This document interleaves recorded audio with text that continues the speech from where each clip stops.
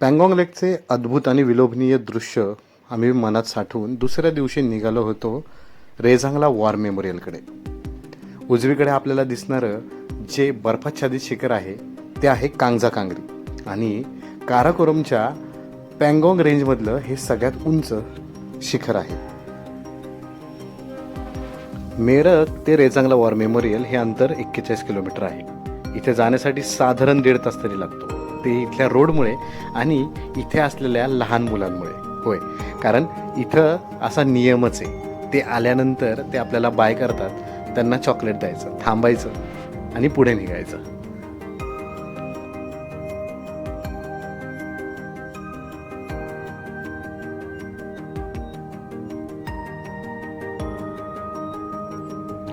पक्का रोड सोडून आता कच्च्या रोडकडे आपण वळण घेतलं होतं, कारण इथूनच आपल्याला रेझांगलाला जायचं होतं. हा रोड आता शेवटपर्यंत असाच असणार होता.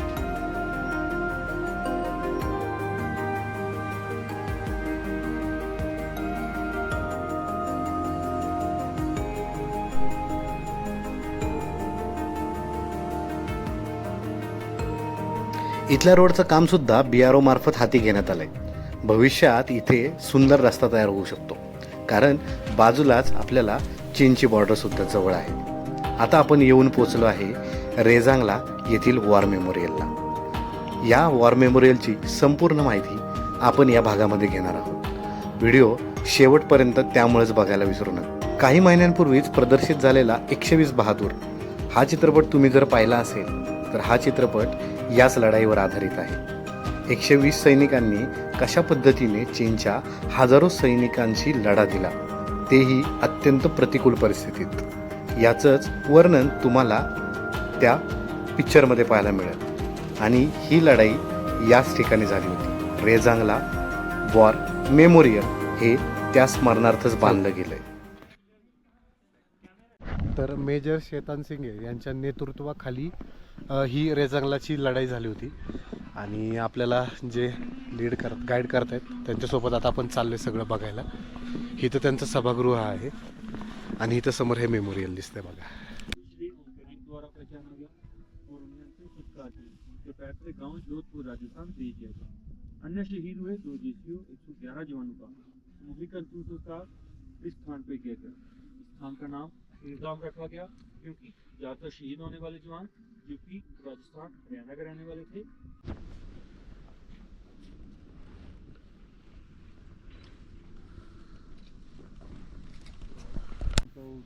तर हे टोटल जे 114 लोक ज्यांनी ह्या लढाईमध्ये भाग घेतला होता, ह्या सगळ्यांचे इथं नावं दिलेली आहेत. आणि 13 कुमाऊन म्हणजे हे 13 त्यांचे जे युनिटचं नाव आहे. हे बरोबर 12 स्तंभ आणि मध्ये एक असे 13.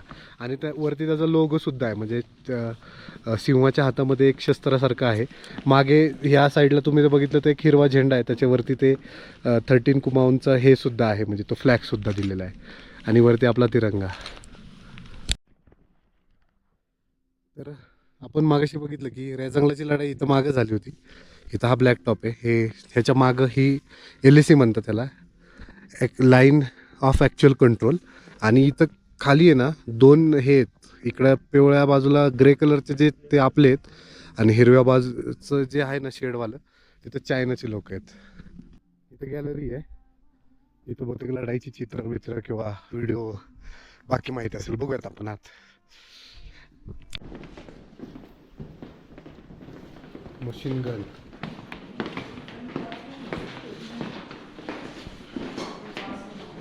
मॉर्टार, ही रायफल दिसते. हे मेजर शेतन सिंग परमवीर चक्र ज्यांना मिळालं त्यांनी ही सगळी लढाई म्हणजे हे नेतृत्व केलं होतं. ह्या त्या लढाईच्या वेळी सापडलेल्या सगळ्या गोष्टी आणि लढाईच्या वेळी त्यांचे अवशेष गोळा करताना, त्यांना अग्नी देतानाचं सगळं दिलं याच्यात. इथं भारतीय सैनिक जे त्यावेळी तयार होते ते, आणि हे चायनाच्या सैनिकांना मारताना.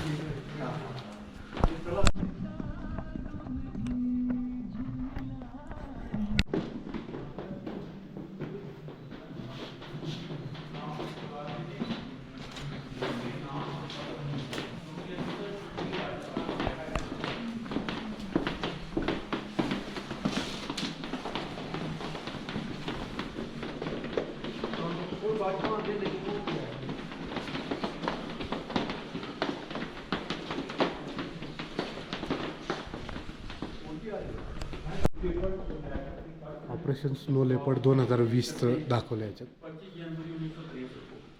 हे टँक आहेत बघा, चायनाचे आपले. आपण आता इथंच उभे आहोत.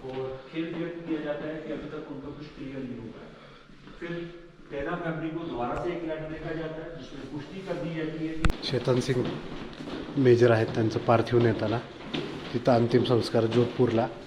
त्यांचा तरुणपणातला फोटो. म्हणजे लहानपणापासून भारत-चीन युद्धाबद्दल भरपूर ऐकलं होतं. लढाई आता इतक्या लहानपणी इतक्या या गोष्टी कळत नाही. तुम्ही भावनात्मक तितके सक्षम नसता किंवा तुम्हाला तितक्या भावना नसतात. पण ज्यावेळेस तुम्ही मोठे झाल्यानंतर खरं हे बघता ना, त्यावेळी तुम्हाला खरं कळतं की खरंच काय परिस्थिती होती आणि त्या परिस्थितीमध्ये हे सगळं आपल्या सैनिकांनी वाचवलं आपल्यासाठी. भारी वाटलं, खूप भारी वाटलं.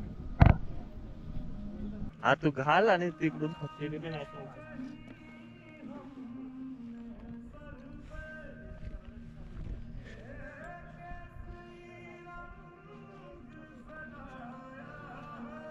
हा ते डायरेक्ट असं केलंय काठी लाव.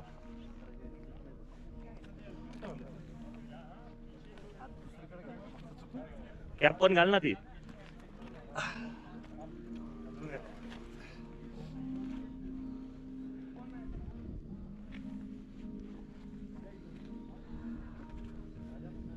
जा त्या पोस्ट पर्यंत जाऊन ये.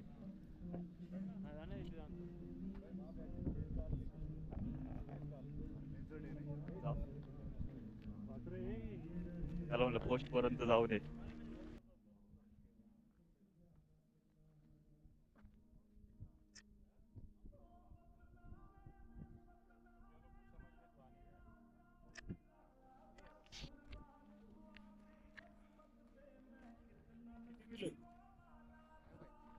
बावीस तरी असणारच.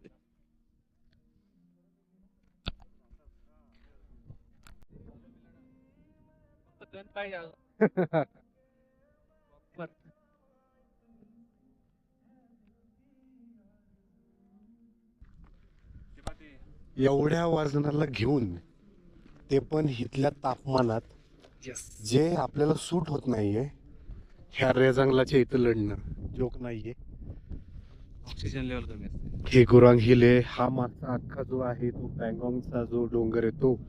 मागं पँगॉंग, याच्या मागं दुसरा अजून एक तलाव. हा सगळ्या चीनचा ताब्यात आहे. आणि एवढं सगळं बलिदान करणं चेष्टा नाही, खरं चेष्टा नाही. आपण ह्या गोष्टी फार अभिमानाने मिळवतो, पण तुम्ही जेव्हा फील्डवरती बॅटलवरती असता ना, तेव्हा तुम्ही कसे असता नाही म्हणजे विचारण्यासारखी गोष्ट. इथं अवशेष आहेत बघा त्या काळातल्या लढाईतले.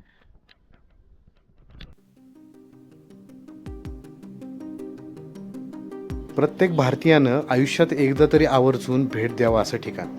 जर तुम्हाला भारतीय म्हणून अभिमान वाटत असेल ना, तर भारतीय सैनिकांनी आपल्या देशांच्या सीमा संरक्षित करण्यासाठी केलेलं जर बलिदान तुम्हाला पाहायचं असेल ना, तर इथं नक्की यावंच लागेल. आता पुढं आम्ही निघालो होतो, तो म्हणजे हानले या ऑब्झर्वेटरीला. हानलेमध्ये आपल्या संपूर्ण जगातील दुसऱ्या क्रमांकाची मोठी दुर्बीण आहे. आणि हीच दुर्बीण, तिचं काम कसं चालतं हे सगळं पाहण्यासाठी आता आम्ही इथूनच पुढचा रस्ता पकडला होता. थोडा वेळ डांबरी रस्त्याने आम्ही प्रवास केल्यानंतर पुन्हा आम्हाला तोच खडबडीत रस्ता लागणार होता याची आम्हाला पूर्णपणे खात्री होती. कारण या भागातल्या रस्त्याचं काम आजही पूर्णत्वास आलेलं नाही.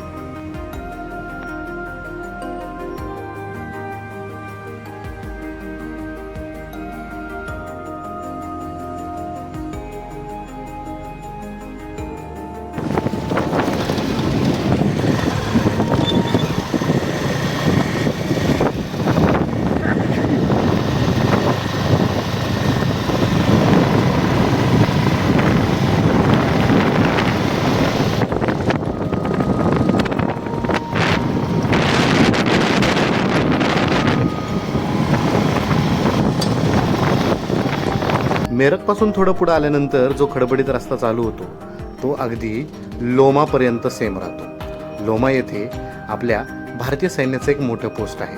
जिथं आपल्याला रिपोर्टिंग करूनच पुढे जावं लागतं. बाजूला दिसणारी नदी ही आहे सिंधू नदी आणि समोर दिसणारा जो ब्रिज आहे तो आहे लोमा ब्रिज. तर इथेच आपल्याला आपल्या वाहनांची नोंदणी करून पुढे हानलेला जाता येतं.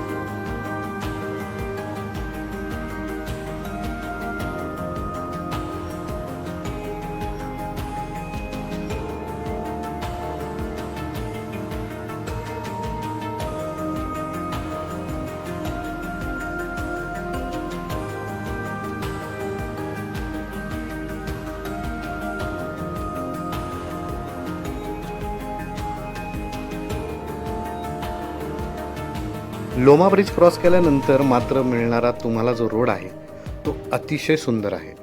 पूर्णपणे बांधीव आणि 2 पदरी असलेला हा रोड तुम्हाला हानलेपर्यंत अगदी सुस्थितीत मिळतो. मेरठपासून लोमा चेकपोस्ट आहे 110 किलोमीटर. तिथून पुढे हानले विलेज आहे 50. म्हणजे आजचा आपला प्रवास जवळपास 160 किलोमीटर असा होता. मात्र सकाळी निघालेलो आम्ही इथे संध्याकाळीच पोहोचणार होतो. 110 किलोमीटरचं पूर्ण ऑफरोडिंग करून आम्ही चाललो होतो.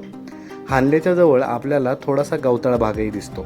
या ठिकाणी अनेक याक आणि शेळ्या समूहाने चरताना सुद्धा आपल्याला पाहायला मिळतात.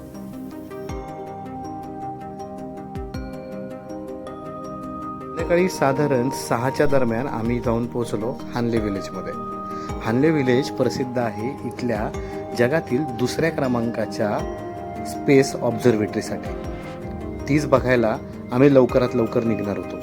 तिथल्याच एका होमस्टेमध्ये बुकिंग केलं आणि आम्ही तात्काळ निघालो ते ऑब्झर्वेटरी बघायला. ती ऑब्झर्वेटरी समोरच्या डोंगरावर होती. ती त्या ठिकाणी का बसवली असेल याचं कुतूहल आता शांत बसून देत नव्हतं. त्यामुळे लगेचच गाडी घेऊन आम्ही पहिलं ती ऑब्झर्वेटरी बघायलाच गेलो.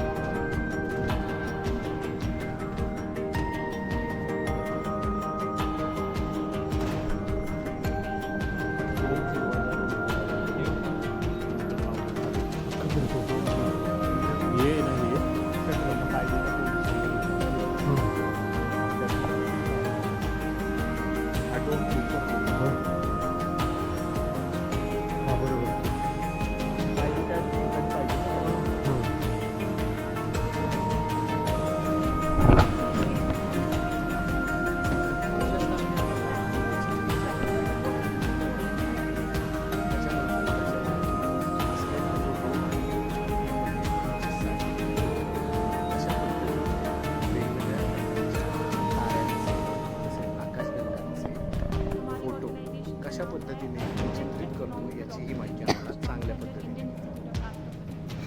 ही ऑब्झर्वेटरी आपल्या GSAT या उपग्रहाला जोडून आहे आणि याच्यातून सगळं संदेश हा बेंगलोरला जातो. म्हणजेच ही दुर्बीण बेंगलोरहून ऑपरेट होते. GSAT सोबत डायरेक्ट आहे ना यांचा विषय. हानले डिश अँटेना म्हणजे हानलेकडून GSAT वरून डायरेक्ट बेंगलोरला जाते आणि तिकडूनच ऑपरेट होतं ना डायरेक्ट. हे तर आता तुला हानले पाहिजे रे कच. हां ही आहे हानलेची ऑब्झर्वेटरी आणि इथं खरं तर संध्याकाळी 6 ते 11 लाईट असते, त्यानंतर सगळं बंद असतं. लाईट पोल्युशन कमी व्हावं आणि चांगलं ऑब्झर्वेशन करता यावं म्हणून तिथं रात्रीनंतर लाईट नसते. आणि पाणी खूप भारी आहे एकदम. अगदी 12 बिलियन लाईट इयर्स एवढ्या लांबपर्यंत तुम्ही ह्याच्यातून सगळं बघू शकता, तारे, नेबुला, आकाशगंगा सगळंच. त्यामुळे लय भारी विषय हा.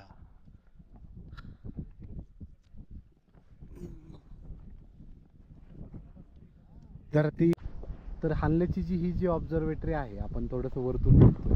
तुम्ही जर बघितलं इकडं पश्चिम दिशा आहे बघा, ह्याच्या पलीकडं ते भूटान वगैरे एरिया आहे, तिबेट एरिया आहे. त्याच्यानंतर आहे ना इथून वरती ह्या पलीकडच्या बाजूला चायना आहे. तर हा जो भाग आहे ना, तुम्ही व्यवस्थित जर बघितला तर 4,500 मीटरपेक्षा उंचावरचा आहे. प्लस तुम्ही जर बाजूचा परिसर बघितला तर संपूर्णपणे याला म्हणजे असं एक वेगळा काय म्हणतो आपण त्याला, उंचवटा आहे. त्याच्यानंतर इथं लाईट पोल्युशन फार कमी, कारण इथं वस्ती फार तुरळक आहे. त्याच्यानंतर इथलं वातावरण 260 दिवस कंटिन्युअसली असं एकदम चकाचक असतं बघा. एक ढग दिसत आहे अख्ख्या तिथे, एक छोटासा ढग आहे त्या कोपऱ्यामध्ये. तर तो एक विषय आहे. आणि इथं अजून रात्री 11 ते 6 लाईट सुद्धा बंद असते. नाही 11 ते 6च लाईट असते. 11 ते 6 लाईट असते. नंतर लाईट बंद. 11 नंतर लाईट नसते इकडे. मग 6 ते 11 असते. 6 ते 11. 6 ते 11 लाईट असते, 11 नंतर बंद असते. कारण लाईट पोल्युशनचा त्यांच्या अभ्यासावर कुठला परिणाम होऊ नये म्हणून. आणि त्याच्यामुळं इथून खूप छान पद्धतीने ऑब्झर्वेशन करता येऊ शकतं. आणि वातावरण पण त्याच पद्धतीचं आहे. म्हणजे ही ऑब्झर्वेटरी उभारण्यामागं जो म्हणजे अभ्यास आहे तो आपल्याला कळतो की असं कुठेही नाही उभं करत ते. त्याच्या मागं काही ना काहीतरी लॉजिक असतं. आपल्याकडं आपण सिटीमध्ये असताना बघाल छोटे छोटे तारे पण आपल्याला बघायला मिळत नाही. थोडंसं गावाकडे गेलो की लगेच आपल्याला तेच तारे खूप ब्राईट दिसायला लागतात. हेच कारण आहे की लाईट पोल्युशनमुळे ह्या गोष्टी होतात. तर तेच होऊ नये ह्याचा एक विचार करूनच हानलेची ऑब्झर्वेटरी इथं. तिथून निघताना आपल्याला महाराष्ट्रातले बरेचसे बायकरसुद्धा भेटले. त्यांच्याशी ओळख करून आता आम्ही आमच्या रूमच्या दिशेने निघालो. पहाटे लवकर जायचं असल्यामुळेच आम्ही तो निर्णय घेतला होता, कारण आता आमचं डेस्टिनेशन होतं जगातला सर्वात उंच वाहतुकीचा मार्ग उमलिंगला.